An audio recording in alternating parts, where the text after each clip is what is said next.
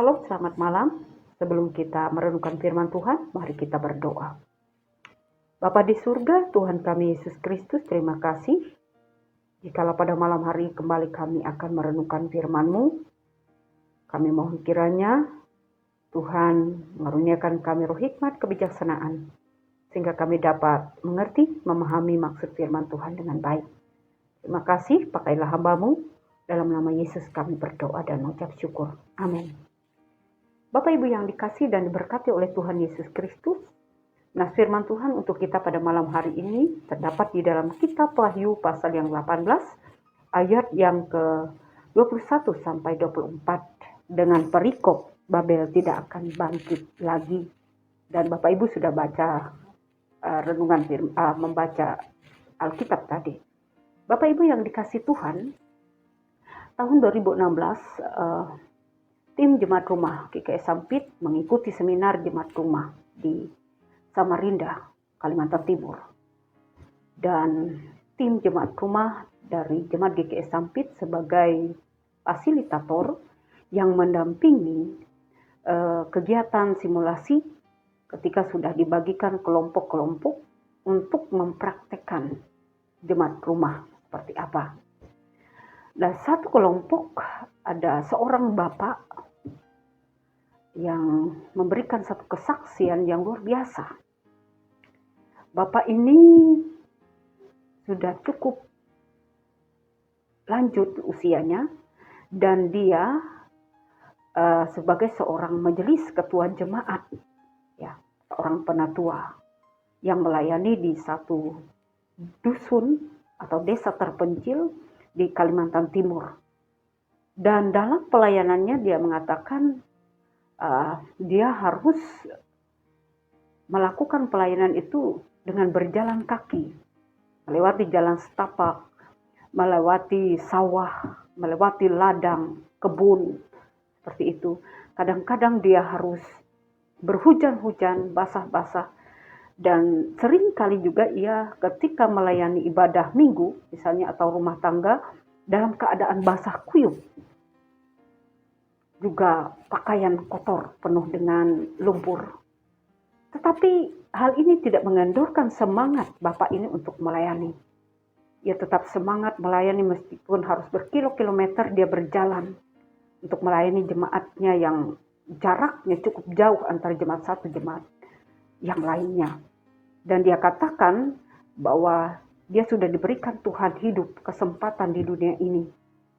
Apa yang bisa dia lakukan demi untuk pekerjaan Tuhan, mewartakan kabar sukacita ini. Ia katakan itu yang bisa ia lakukan.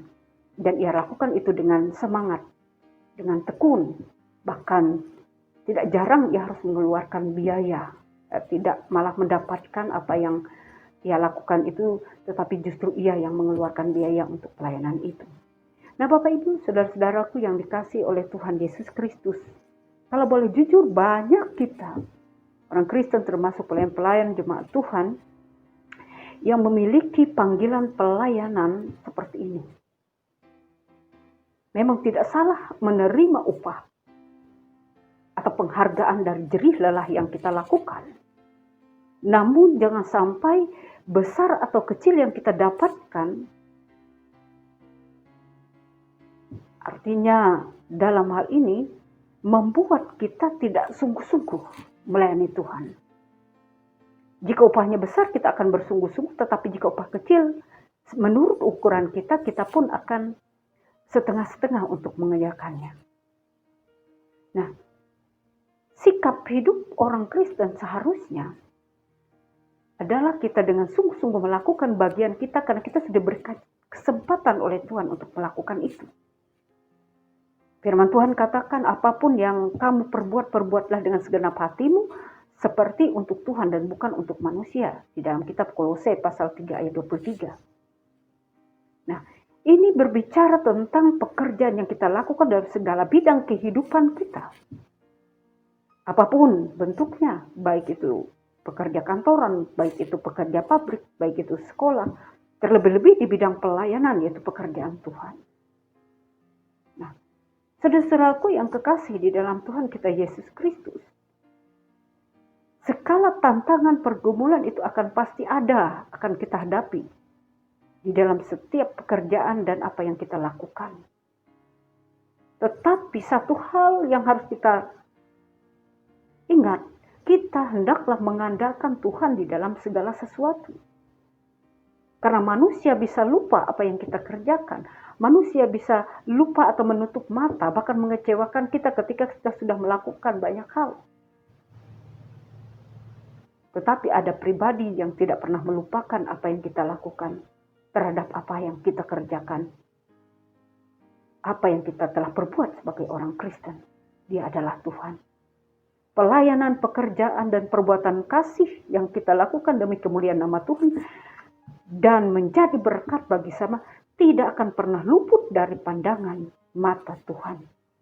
Dan tidak akan pernah tidak Ia perhitungkan.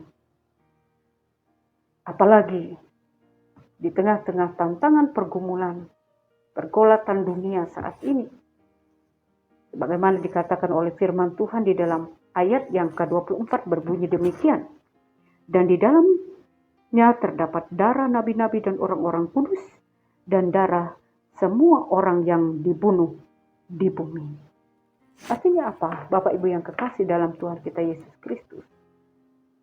Apa yang kita lakukan saat ini masih belum seberat yang dilakukan oleh para martir-martir Kristus yang telah memberitakan Injil bahkan harus kehilangan nyawanya karena Injil itu. Paulus mengingatkan kita. Karena itu saudara-saudaraku yang kekasih, berdirilah teguh, janganlah goyah, dan giatlah selalu dalam pekerjaan Tuhan. Sebab kamu tahu bahwa dalam persekutuan dengan Tuhan jerih payahmu tidak sia-sia. Di dalam 1 Korintus pasal 15 ayat 58. Apalagi bagi orang-orang yang demi pekerjaan Tuhan sampai harus menderita aniaya. Bahkan sampai kehilangan nyawanya demi pekerjaan Tuhan itu. Dalam hal ini Rasul Paulus telah memberikan teladan hidup bagi kita. Teladan yang luar biasa. Yaitu melayani dengan tidak pernah mengeluh. Melayani dengan tidak pernah bersungut-sungut. Apalagi sampai hitung-hitungan untung rugi dengan Tuhan. Meski diperhadapkan dengan ujian. Meski diperhadapkan dengan tantangan yang begitu berat. Rasul Paulus tetap memiliki roh yang menyala-nyala. Bagi Tuhan. Dan komitmennya. Paulus adalah. Hidupnya adalah untuk Kristus dan matinya adalah keuntungan. Kalau dia hidup di dunia ini. Maka baginya ia harus memberi buah. Nah Bapak Ibu yang kekasih di dalam Tuhan kita Yesus Kristus, kita percaya bahwa Tuhan sudah menyediakan bagian bagi setiap orang yang setia dalam kehidupannya melakukan tugas tanggung jawabnya sebagai umat Tuhan. Sebagai orang Kristen, sebagai pelayan jemaat, apapun yang kita alami, apapun yang kita hadapi, tetaplah semangat. Lakukanlah bagian kita dengan setia. Memang hari-hari ini adalah waktu yang berat bagi kita.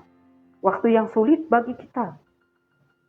Jangankan memikirkan orang lain, jangankan mengerjakan pekerjaan yang boleh dikatakan penuh dengan tantangan. Untuk diri kita sendiri pun kita sudah sulit. Tetapi sekali lagi firman Tuhan katakan bahwa kita sebagai orang Kristen harus berbuah, itu dikatakan oleh Rasul Paulus. Kita harus tetap percaya bahwa ada waktunya Tuhan menyatakan keadilan dan Dia akan bertindak bagi kita. Dan ingatlah, tujuan hidup kita adalah untuk memuliakan nama Tuhan. Maka dari itu apapun yang kita perbuat saat ini, jangan untuk menyenangkan hati manusia. Namun, semata-mata untuk menyenangkan Tuhan. Sebab kita percaya, jerih lelah kita yang kita lakukan di dunia ini tidak akan pernah sia-sia. Mari Bapak Ibu yang kekasih, di dalam Tuhan kita Yesus Kristus, giatlah dalam pelayanan kita. Mungkin dunia ini penuh dengan kefasikan, dunia ini penuh dengan tantangan yang hebat, dunia ini penuh dengan cobaan dan godaan yang berat bagi kita sebagai orang percaya. Tetapi ada waktunya itu akan berakhir sama seperti keruntuhan Babel dan tidak akan bangkit lagi dikatakan. Maka Allah dengan kuasanya lah dan sebagai orang percaya kita akan berjaya pada masanya. Tuhan Yesus memberkati kita. Tuhan menguatkan kita. Amin. Shalom.